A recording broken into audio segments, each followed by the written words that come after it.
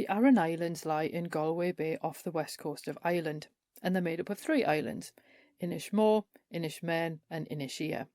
People have likely lived on the island since around about 3000 before Common Era, and late Bronze Age and Iron Age ruins scatter the islands alongside old churches and holy wells.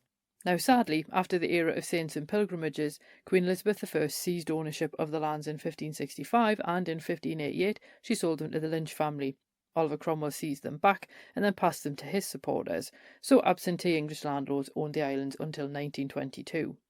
But you can visit them now, and they boast such fascinating sights as the Wormhole, believed to be the home of a giant serpent, and the remains of the ancient forts. And the Aran Islands are also the home of the world-famous Aran sweaters. So let's find out more about saints, ancient forts and knitting lore in this week's episode of Fabulous Folklore. Hello there and welcome to Fabulous Folklore, the podcast for all things folklore, occult and just a bit weird. I'm your host, Icy Sedgwick, blogger, fantasy author and your guide into these rather mysterious realms. I've got some rare things to show you, so come on in, take a look around, but be careful not to touch anything. These things sometimes bite. Well, hello there and welcome back to Fabulous Folklore with me, your host, Icy Sedgwick. And we're finishing off the folklore of islands with the Aran Islands in Galway Bay. And I've really enjoyed looking at these, and I thought it was really cool to kind of have them from all around this particular archipelago. And I will obviously at some point revisit this theme because there are many more islands that I didn't get the chance to get to. But because there is quite a lot to get through with the Aran Islands, we are just going to jump right in. And we're starting off with the sunken church of Inis Oírr. Chumpel Quaveen, or St Quaveen's Church, dates to the 10th century. Known as the Sunken Church, the ruins are open to visitors. Now, it does look like it's been buried purely because sand drifted across the island over time. It wasn't actually built to look like that at the time, but eventually the islanders excavated the ruins and they care for them now, and it lies in the northeast of the island. Now, St Quaveen is the patron saint of Inis Oírr, and his grave lies near the church and is reputed to have curative powers. The saint is also the patron saint of the fishermen on the island, and in years gone by, their families would cast white sand from his grave onto rough seas to ensure their loved ones came home safely. And islanders celebrate his feast day on June 14th with mass at the church. And also, you know that I do love a good holy well on Fabulous Folklore, and you'll also find Dun Aengus, St Enda's holy well on Inis Oírr. According to folklore, it can offer healing to those who seek it. You need to recite the rosary as you walk around the well 7 times, and then you look into the well, and if you see an eel, you'll be cured. Now, originally a warrior, St Enda's actually a really interesting character because he converted to Christianity and founded a monastery on Inis Mór in around about 490. His feast day is 21st of March, and according to legend, he often prayed in the woods near Barna, and the well sprang up on the site, and the well was believed to work best for ear and eye ailments. Now, the appearance of a creature in the well to let you know that the healing would actually work also appears in Wales, and 2 sacred fish once lived in St Perris' well near Llanberis. People would either bathe the afflicted limb in the water or they would drink it. If the fish appeared, it meant the cure would work, and if the fish stayed hidden, the ailment would remain. And another legend involves St Enda and St Brachan, and as the story went, they argued over land on Inis Mór. Now, to best divide it between them, they agreed to say mass at a given time at opposite ends of the island. Once they'd done this, they would then walk towards the centre of the island, and their meeting point would therefore create the boundaries for their lands. Now, St Brachan cheated and started his mass early, but somehow St Enda found out and prayed for divine intervention. St Brachan got his feet stuck in sand, so most of the island ended up falling to St Enda anyway. Now, if you look at pictures of Inis Mór, one of the most imposing things that you'll see is the Iron Age fort Dun Aengus. And according to legend in the Book of Invasions, the Fir Bolg built it in the 1st century CE, naming it after Aengus, their chief. And they arrived on the island having fled from a defeat in battle with the Tuatha De Danann.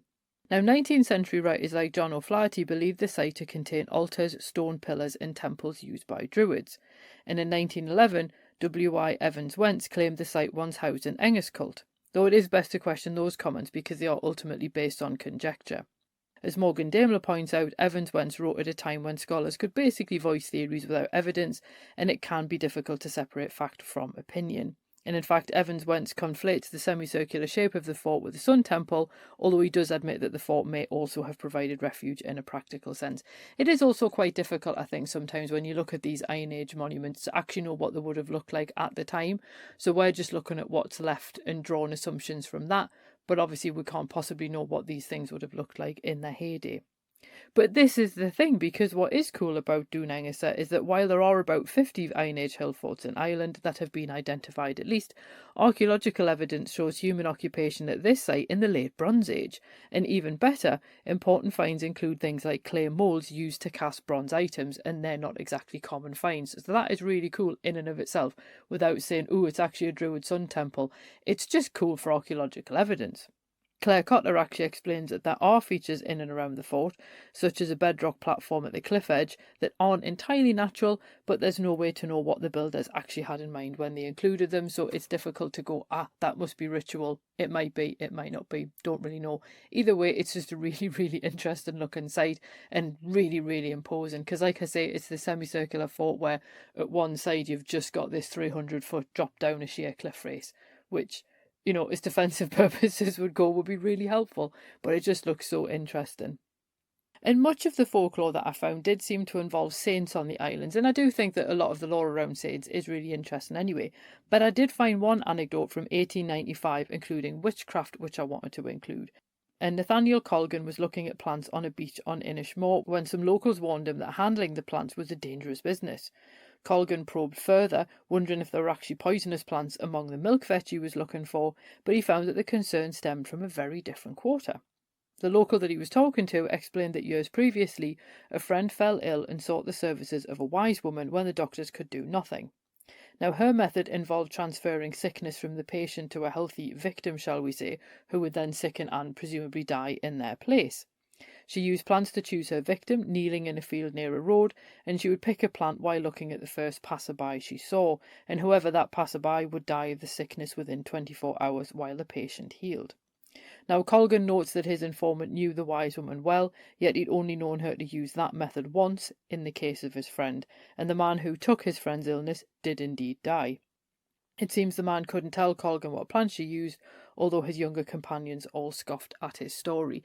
And the reason why this one was really interesting is because you do sometimes come across these ideas of illness transference or ailment transference in some of the folk remedies and so on. And a lot of them are things like trying to transfer a wart by rubbing it with something, often meat or even potatoes I've seen, and then you would put them in a bag and bury it, and then anyone who dug it up and opened the bag, they would then get the wart or the ailment or whatever it was. So I've come across remedies like that before, but to actually outright kill someone by transferring a sickness while you're picking a particular plant, I think probably for the best that we don't know what plant it was that she was using, or indeed if there was anything that she said at the time, we don't really know what her actual practice was. It was just interesting that Colgan thought this was unusual enough to actually merit writing it down and then sharing it. And the local did point out that both his friend who had been healed and the wise woman had actually died by this point, so there was no opportunity to question them further. But it was just really interesting to come across that. But ultimately, there was no way that I could include the Aran Islands and not mention Aran sweaters, or Guernsey in Irish. And what's really funny is in Geordie we refer to jumpers as Guernseys as well, so I'm pretty sure we probably got that from the Irish. And I just thought it was really funny that I'm using the same word, and I just think it's lovely when language does things like that. And as you probably know, you might know, I don't know, if you follow us on social media, you'll know this, otherwise this might be new information to you. But I have been a keen knitter since 2007. And you probably don't know this because I've never really mentioned it publicly because it's a weird thing to say, but Aran weight yarn is actually probably my favourite yarn to work with. So I thought it was really cool to get to have a look at knitting related things, because other than spinning and weaving, I've never really looked at fibre art, which is a shame because it's something that I do quite a lot of. But anyway, let's have a look at Aran sweaters. Now, they're perfectly suited to the fishermen and farmers of the islands, and according to Aran Sweater Market, one of these sweaters can absorb 30% of its weight in water before you even feel wet. And as they're made of wool, they will draw moisture away from the skin, and they also help to trap air, so they will help to keep you dry and insulated, and it's all nice and cosy. And that's why pure wool sweaters are by far a better option. These Aran sweaters were also quite helpful because the knitters would use unscoured wool for the earlier sweaters, which basically just means that you haven't taken the lanolin and the oils and things out of the yarn, so they kind of become like a weird form of water resistant, which is very cool. Now, the sweaters can actually contain as many as 100,000 stitches, and the patterns do vary apparently between families, or at least that's what people say. And the stitch patterns also represent imagery. Now, the various things that I saw people saying about this did vary, so not everybody agreed on what the different stitches meant. But one particular website said that the cable stitch represents the ropes used by fishermen, the diamond stitch is the fishing net, while the moss stitch represents mossy soil. If you're an American, you will know moss stitch as seed stitch. It's the same thing, it's just got a different name. A Guernsey can have between 4 and 6 different texture patterns that run in columns down the front and back. Now, Paul at AranIslands.ie notes that no one really knows when people started knitting these sweaters, but it is likely that a group of women on the island started making them in the early 20th century, both for their families and to sell. Other sources suggest that the sweaters are centuries old, especially since many of the stitch patterns mimic Celtic patterns or the patterns on megaliths, which is a nice idea but ultimately difficult to prove. And also thinking about when knitting actually was invented, I sort of feel like it's probably more likely that the knitting is inspired by the megaliths rather than them arising at the same time. But again, it's difficult to prove, so, don't want to be definitive on that one. Either way, where the Aran sweaters are concerned, Patons of England published the first Aran patterns in the 1940s, and Vogue actually picked up the Guernsey in the 1950s, and the rest, as they say, is history. But there is one big myth, because you might be wondering, why am I including all of this in a folklore podcast? And obviously it's because there's folklore about them. Because you might have heard the story that Aran sweaters helped identify fishermen lost at sea. And according to this legend, the intricate patterns were specific to families, which then meant that you could identify a drowned fisherman and know who he was from his jumper. And it sounds so plausible, and I desperately wanted it to be true. But as Paul at AranIslands.ie points out, there's no evidence to support it. And in fact, it's actually likely that the idea came from Riders to the Sea, a 1904 play by J.M. Singer. And in it, someone recognises the stitches on a handmade stocking, thus identifying a dead fisherman. The play certainly doesn't mention a sweater or its ornamental pattern. Now, there is no evidence the patterns were specific to families either, so it's likely that someone took the idea from the play and applied it to the sweaters. Now, I desperately wanted this one to be true. It just sounded so cool. Maybe there is evidence to support it that nobody's actually found, but most of the websites that I was looking at were saying, yeah, there's just no evidence to back it up. This is the only mention anybody can find in this 1904 play. And the other thing that you have to bear in mind is if people only really started making them in the early 20th century, what did they do before that? Is a question to ask, I think. But either way, I think the sweaters are absolutely fantastic. Most of the ones that you'll find now probably are either done on a hand loom or machine knit just for quickness. But obviously if you do get a proper hand knitted one, they will be expensive because of the sheer amount of time and effort that will have gone into making it. But you will have an absolutely cracking piece of knitwear as a result. Now, you can obviously visit the Aran Islands and you can reach them using Aran Island ferries all year round from Galway, or you can actually fly from Connemara Airport as well. You can get around the islands by hiring a bike. Obviously, I don't mean between the islands, but obviously when you're on an island, you can use a bike. And there are also plenty of places to stay if you want to be there for a few days. And while you're there, if you're actually on Inis Mór, you can see if you can spot the filming locations for Banshees of Inisherin, which was made there in 2022. So that would be quite good. But what I want to know is, have you visited the Aran Islands? What did you make of them? What did you think? I must admit, having looked at all of this, I desperately want to actually go and visit them. But there we go. I get like that with most of the things that I look up, to be honest with you. But they do look really, really interesting and they look beautiful. That is obviously the end of our theme to do with the folklore of islands. For now, we will come back and look at it again. Another one I want to revisit as well is actually like underground folklore, because there's so much weird subterranean stuff as well. So we'll no doubt come back to that as well. And the other thing, you might have heard my little mini episode that I put out a couple of days ago. I've decided for October to do all things supernatural, because that's sort of the point. Now, somebody did leave a request ages ago in the request form asking for weird stuff that wasn't ghosts or black shock. If that was you, could you actually be a little bit more specific and leave me another request with what you mean by weird stuff, because that's such a broad sort of topic. I'm not quite sure what it is that you actually want me to look at, and what you mean by weird stuff might not be what I mean by weird stuff. So As I say, if that was your request, if you can sort of let us know. But other than that, I thought we'd have a look at supernatural things for October because it's that time of year and everything like that.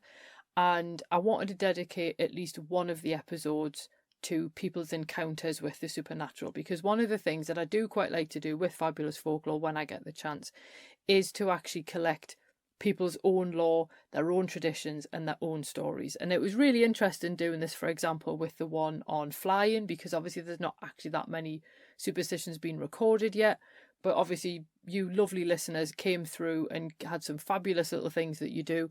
And then there was the school legends episode where so many people came forward, particularly on social media, with strange things that they'd heard about their school, like different ghosts and bits of folklore and things like that.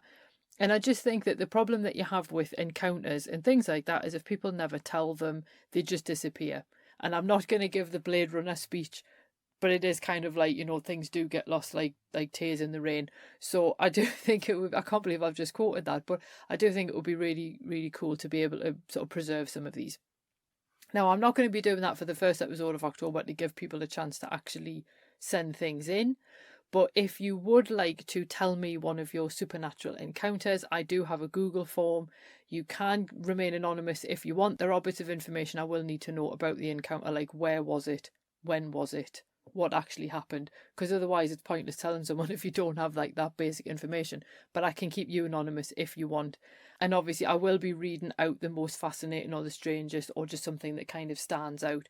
Or if there's a theme emerging, I'll obviously try and group them together as well. I'm not going to debunk anything. I'm not going to pour cold water on anything. Just tell me your encounter and it will be taken at face value, because who might say otherwise? It's really easy for me to do that for like a 19th century account of something where you go, do you know what, that's obviously just kids. But I think when you're telling me these things, it's important to actually honour them as your experiences, as your encounters, and then just to preserve them in podcast format. So there we go, that's my plan. I will obviously throw in some of my own as well, because it's only fair, and I just thought it would be quite cool. And I did this in my morbid anatomy class where people were collecting stories and also telling their own stories of strange encounters and things, and it was absolutely fascinating, the stuff that was coming through. It was really, I loved teaching that class, it was so cool. So I want to kind of do something similar for October. So I'll probably keep the form open until about the middle of October, obviously to give me time to actually record things and stuff like that. But the link is below if you would like to tell me anything. I've deliberately kept it vague of supernatural because so often these things could go in about 9 different directions. So you might have had some kind of fairy experience, but you're not sure if it was a fairy or as a ghost. You mightn't be not sure what kind of ghost it was. And it's really funny as I'm saying that, like a bat has literally just flown past my window. I mean, how goth do you get, quite frankly? As I say, I'm not going to specify. It may be something where you're like, do you know what, this is really, really low level, but it's just something weird that I can't get out of my head. By all means, feel free to tell me. I can't necessarily guarantee that I'll include it, but if there's anything where I think, ooh, people will be really interested in this, then obviously I'll put it in the episode anyway. Anything that doesn't end up in the episode will end up on my blog as well, so you will be preserved somewhere and so on. So as I say, it would be really lovely to hear from people, and it's just a nice way to kind of crowdsource some supernatural stuff for Halloween and to let you be the source that I'm using and quoting and citing and so on, rather than it just always being like someone from the 19th century or something like that. So it would be lovely if you want to take part. Obviously it would be lovely to get some regular listeners on. Obviously if you want to have your name read out on the podcast, then now's your time to send me your encounters. Some of them I might already know if I know you personally. Some of them I might be sitting there going, oh my god, how do you sleep at night? That's the kind of thing we're aiming for. But as I say, there's going to be no like debunking them or investigating them. It's just literally preserving them as a thing that has happened. And if it's for location for somewhere that I've actually covered on the podcast before, by all means send that as well, because that would be really fascinating to see how many of these places have stuff associated with them. But yeah, anyway, so the link is in the show notes below. So hopefully you'll be able to drop an encounter in, and we'll have some really, really cool stuff going on in October. But anyway, thank you for listening to this episode. I hope that you've now been inspired to go and visit the Aran Islands, and I will see you soon. Cheerio. Well, thanks for listening, and I hope you enjoyed that episode. If you did, feel free to leave a review wherever you listen to podcasts, because that helps other people find the show too.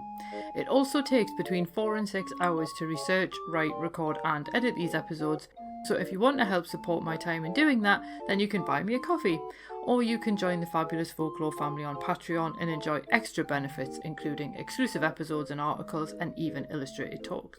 All the links you need are below, and thanks in advance.